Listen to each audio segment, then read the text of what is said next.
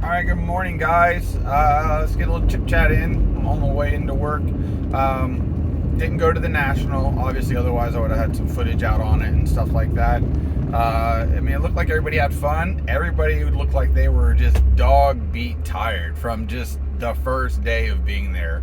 And even if I would have gone, that was part of my concern too, is just being tired because I really want to be there the first day for that evening open, because the first, I'm telling you, before even the show starts, a lot of that stuff that's really good is getting gobbled up by other vendors, and getting in line for things is happening before the show opens. They're technically open to vendors, and then waiting for the VIPs to come in. So, and just having friends that set up, I can get in with a vendor badge and kind of get to wander around the show a little bit before everybody really gets in there and makes it super crazy, and relaxingly get to ask people what's going on. Now, it's in Chicago again next year. I am planning on going to that, in advance. So we'll see how that goes. And then the year after that, I don't know where the National's at. But I think the next National will be the more fun National past that first one that happened after COVID. Again, Atlantic City, there was a big crowds from what I saw, from what I heard. It looked very busy. Obviously, dealers were not easy with trades. It was about cash. Even other dealers told me other dealers were ridiculously high on pricing. And, I don't know where somebody's head's at when that goes on, because they're sitting there and complaining that they're not selling anything, but their prices are way above comps and are not wanting to come down. It's a big show. It costs a bunch of money to get into, but at the end of the day, people still want deals. Not every single card is a must-have. Not every single card you're waiting for or you shouldn't be waiting for just that one buyer to come along, because that buyer may not come along for a long time, and at that point, that card's gone up and down 3 different times. And as a dealer, I would assume that the idea is to make your money back and then make money if you can. Sometimes you get a bad deal. Sometimes somebody gets hurt, or you get stuck with the card a little bit, and you got to kind of maybe take a little loss if you can't trade that into something else. Because those guys usually are more willing to trade a card that they feel isn't as liquid for something that they can move, even if it's taking one card and breaking it into getting 5 other cards that are much more movable with smaller gains in between there. At least it's something that fills up the showcase, gets them a little bit of money, and it creates new inventory for them versus keeping something for a long time. I think I see a lot of guys that get caught with the same stuff, maybe aren't trending with the market, or are buying things that don't move as well. But again, I wasn't there. This is going off of everybody's comments that I've been watching, the show vlogs that are all coming out. A little disappointed with the live view of what was going on at the show, because it felt like if there wasn't a break, I know the internet there was horrible, 100% horrible. Ryan from Breakout did his thing walking around. That was choppy, but manageable.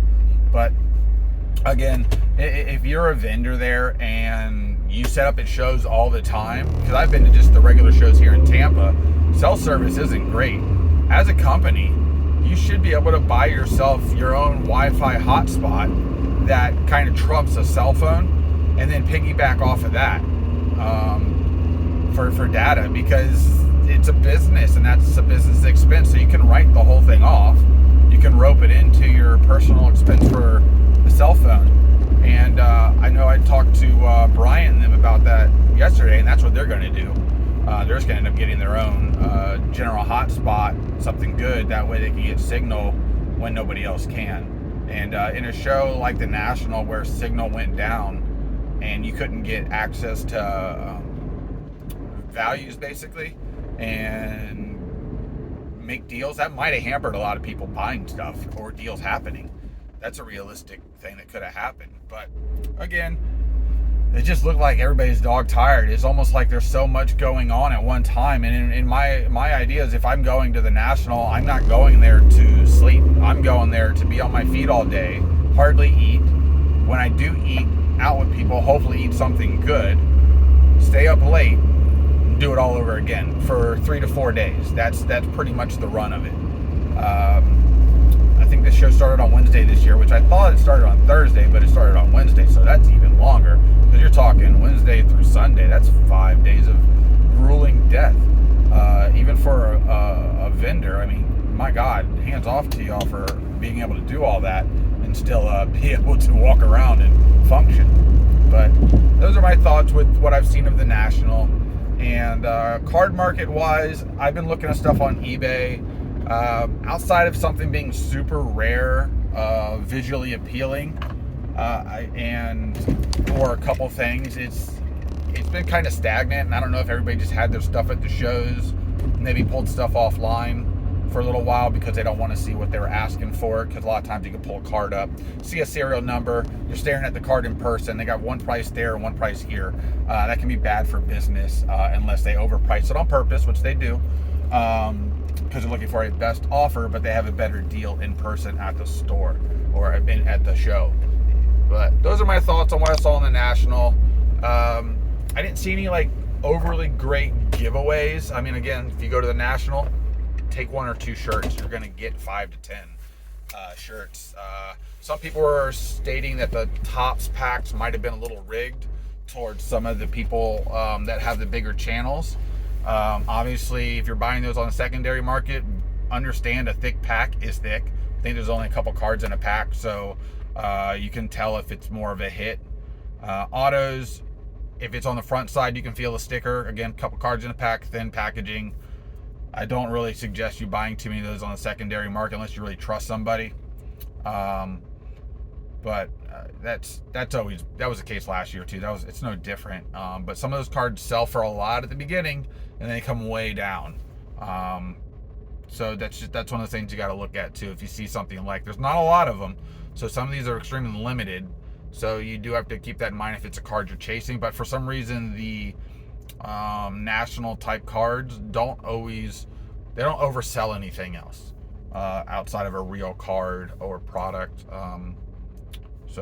But all right, guys, I got to run in here and grab some stuff for work. Just a little video to get that out there. My thoughts, what I've heard. I may reach out to Bryant and see what he says about coming on and doing a live, discussing his point of views from the other side of the table. I'm not sure what Steve and Neo and Dustin them have planned, if they have any type of a recap that they're going to do as a group whatsoever. And that's it, guys. All right, take care, have a good day, and got some more stuff coming. See ya.